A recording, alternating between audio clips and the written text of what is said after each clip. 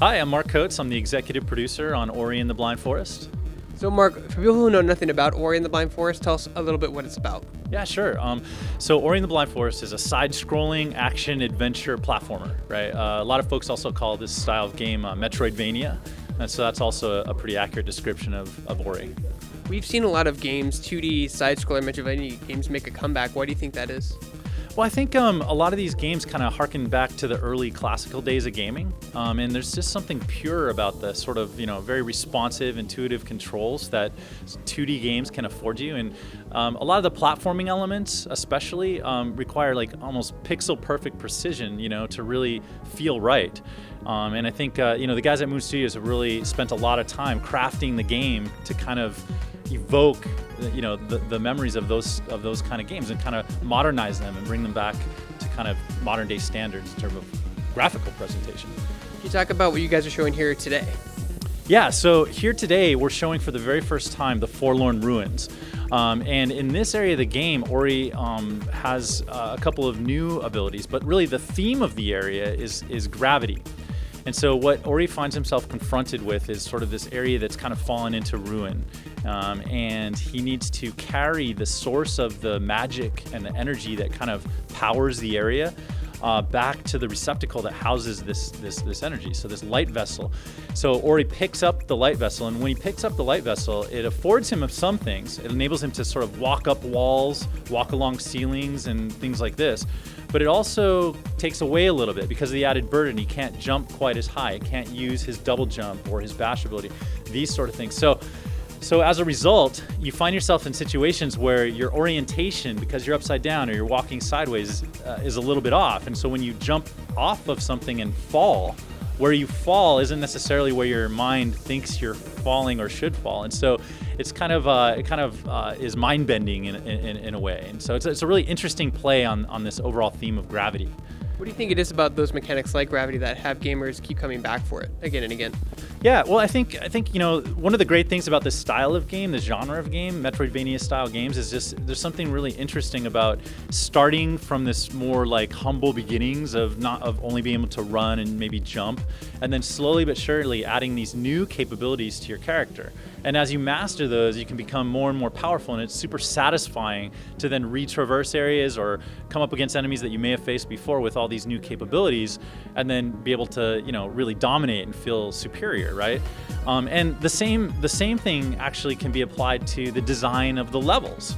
So when you gain a new mechanic or a new capability, the levels have been designed in such a way to showcase or to force you to master that new capability and then challenge you in interesting new ways. And so as you make your way through the game, each new area that you get to feels innovative and fresh. And as you sort of complete the area, you feel like this immense feeling of satisfaction and confidence. So I think that just never gets old. So the game looks gorgeous. Is there any kind of inspirations your team had when designing like how everything would look? Yeah, so I think Moon Studio has been they've talked about this before. So places like Studio Ghibli, some of the famous anime houses from Japan, even like Disney, Pixar, this sort of thing. The graphic, sort of the finely handcrafted, almost like hand-drawn look, but yet that combined with this really like silky smooth animation. And a really compelling story, it sort of makes them sort of, Disney-esque, if you will. People have described it that way, and it's very flattering, and we're happy to agree to that kind of description. Now, as much as you can you go into the story, like how well is Ori will start at and where he'll end up going?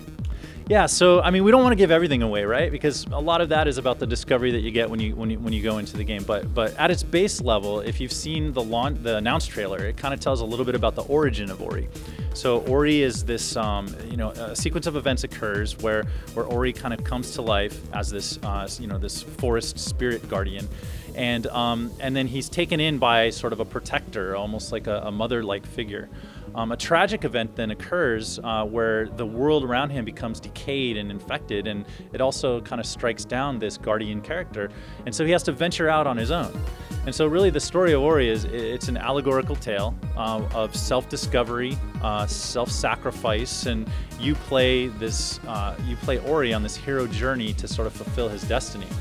Along the way, you meet a rich cast of characters. There's Gumo that we haven't talked a whole lot about, but at first glance, he appears to be sort of like an enemy character, kind of hampering your progress in the game. But later, you find that you have some things in common with him.